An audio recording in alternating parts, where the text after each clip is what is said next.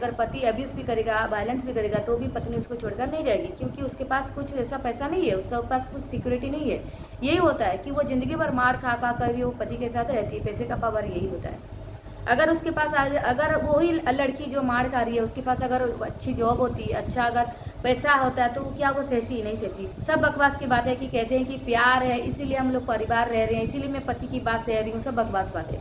पति की जो बात सहते हैं वो सिर्फ खुद के स्वार्थ के लिए रह रहे हैं, खाने के लिए रह रहे हैं। जो सिक्योरिटी दिया है पति ने उसको लाइफ टाइम के लिए, फ्यूचर के लिए, उसका बच्चे का जो पढ़ाई कर रहे हैं, बच्चे के फ्यूचर के बारे में सोच सोच कर जो पत्नी उसके मारपीट सहकर भी रह जाती है, तो वो जो सहती है वो खुद के स्वार्थ के लिए सहती है, बच्चे के लिए तो वो भी स्वार्थ हो गया। खुद के लिए सहती कि मुझे बाहर जाकर खाने के लिए नहीं मिलेगा, वो भी स्वार्थ हो गया।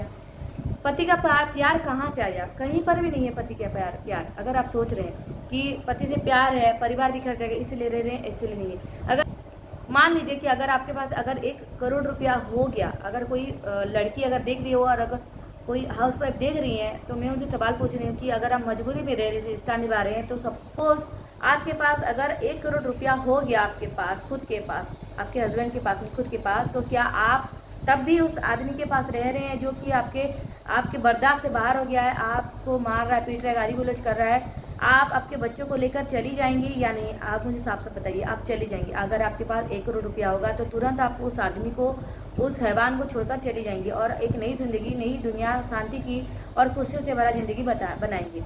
तो इससे साबित हो जाता है कि आपका जो पति के साथ रह रहे हैं, तो उसका एक ही मोटिव है कि आपको कुछ उनसे मिल रहा है, आपको उनसे मिल रहा है सिक्योरिटी, फ्यूचर का, खाने पीने का, कपड़े का मिल रहा है, सब कुछ मिल रहा है। आपको एक सिक्योरिटी मिल रहा है पति से, चाहे वो पति कितना भी टॉर्चर क्यों ना कर रहा हो, आपको नौकरानी से भी बदतर गए गुरगुजरा ट्रीट क्यों ना करो, आप गुलाम उसके बन गए हैं। आप गलत रिश्ता है ये कि आप सिर्फ उनका बात मान रहे हैं और पति भी जान रहा है कि आप उनका को दे रहा है वो सब कुछ चीज़, इसीलिए आप मजबूरी में उसका बात मानते हैं। मान लीजिए कि आपके पास अगर अभी कोई सिक्योरिटी भरा जॉब होगा, बहुत अच्छा गवर्नमेंट जॉब होता, या फिर बहुत अच्छा आपकी सैलरी होती, तो क्या तब भी आप रहते? नहीं रहते, आप चले जाते।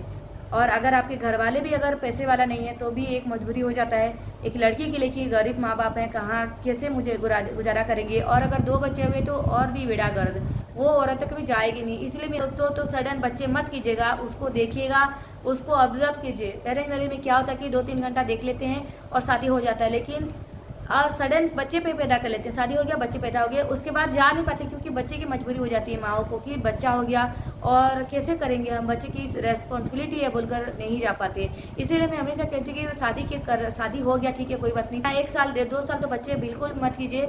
पति को थोड़ा जानिए पति कैसा है। अगर 2 साल 1.5 साल अगर अच्छे से गुजारा आपका, तो मान लीजिए अच्छा है पति, और उसके बाद बच्चे कीजिए। ऐसा नहीं है कि सब लोग देख चुके हैं लड़के को और अरेंज मैरिज कर लिए, अच्छा लड़का बोलकर, ऐसा नहीं है। शादी के बाद उसका असली रंग आता है, इसीलिए बच्चा बहुत सोच समझ कर पैदा कीजिए। कोई बात नहीं, 1 बच्चा हो गया, उसके बाद आप बिल्कुल भी 2 बच्चे पैदा मत कीजिए। अगर आपको लग रहा है कि अच्छा आप खुश नहीं आपके मैरिज लाइफ में, तो 1 बच्चे को आप पाल भी सकते हैं कुछ ना कुछ करके। आप कभी 2-3 बच्चे मत पैदा कीजिए अगर आपका मैरिज लाइफ अच्छा नहीं चल रहा है तो, क्योंकि अगर 2-3 बच्चे पैदा कर लिए तो जाने का कुछ बात ही नहीं उठता है। आप जंजीरों में ऐसे जिकड़ कर रह जाएंगी। आपको घर के अंदर भी झगड़ा हुआ है और घर के अंदर भी एक जो है रस्सी से बांध कर भी रखा दिया जाएगा, क्योंकि आपको पति को पता चल चुका है कि आप 2-3 बच्चे की माँ हैं और बच्चों को छोड़कर कभी भी नहीं जाएंगे।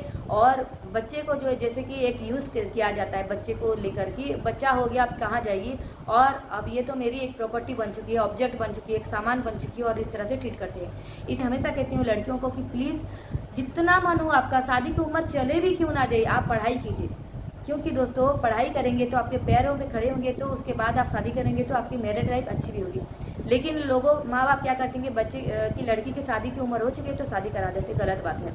शादी के बाद क्या होगा कुछ पता नहीं। शादी के बाद अगर हस्बैंड की भी सपोज मौत होगी तो भी बेड़ा गर्क हो गया, लड़की कहाँ पर जाएगी, या लड़की का या फिर कहीं पर अफेयर चल रहा है तो भी वो लड़की जा नहीं पाएगी, क्योंकि 2-3 बच्चे गोदी पे खेल रहे हैं, बच्चे खेल रहे हैं, कहाँ जाएगी? वो भी सहन करेगी एक लड़की, बहुत हद तक सहन करेगी। इसीलिए तो मुझे लाइक सब्सक्राइब सपोर्ट कर दीजिएगा। Thank you.